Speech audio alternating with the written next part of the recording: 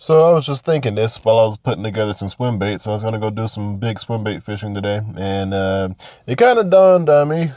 And seeing all the things from ICAST this year, how many companies are trying to get into the glide bait game, is how popular these things are getting. I kind of wish back in the day it was still like how it was, where trophy anglers kind of still had this thing to themselves, but it's getting more popular and more people are wanting to use them. So I thought about this tip on the fly. I just wanted to show these couple of things to you. First of all, the most important thing with glide bait fishing is that you have to be willing to accept that you are going to get very few bites.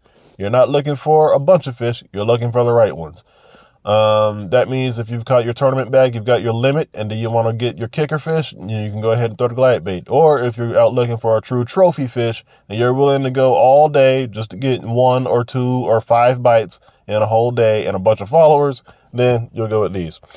All right, so another thing you need to know is that when you're fishing a glide bait, you need to get yourself probably 2 or 3 to start with, because no 2 baits are exactly alike. No 2 are the same, even if they're made by the same company.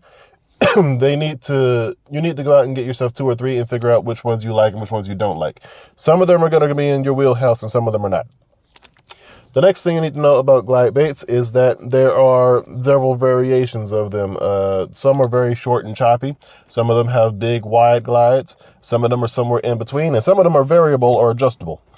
All these 3 are Mike Bucca bull shad glides. This one's a trick shad, the other 2 are the wide glides.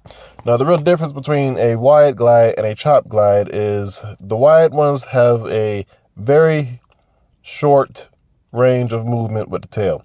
There's not a steep angle right there. It's not as steep as it would be on your choppy glides. What that allows it to do is that the water catches and it forces it from side to side, and you get a longer, wider glide with those. Those are better out over big expanses of open water. Maybe you're fishing a big flat, maybe you're fishing around sea walls or bluff walls or something like that. If you're fishing a larger area, that's kind of where you want to use this. Now, these chop glides have a very steep angle. You see how hard that is right there? It's just a hard cut from side to side.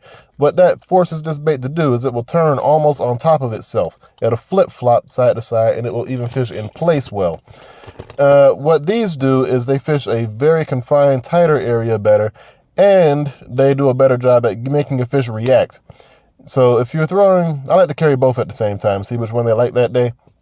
Or for depending on where I'm fishing. If I throw a wide glide and I get a bunch of followers, I can normally follow up with the chop glide and force them to eat, because that flip-flopping on top of itself will force that reaction bite.